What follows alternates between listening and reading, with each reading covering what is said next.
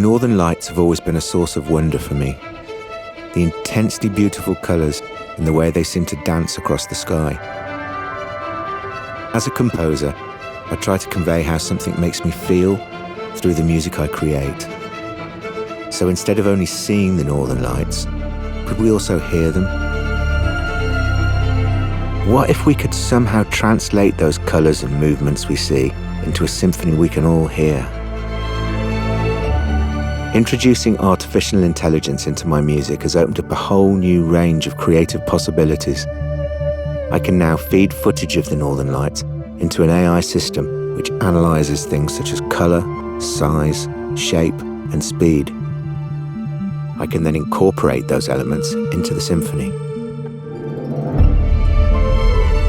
As a conductor, I interpret the composer's vision, directing and shaping the character of the music through the orchestra's performance. For Sound of Light, I aim to amplify and enhance the emotion of this particular performance, so it feels as if the northern lights and AI are talking to us through music.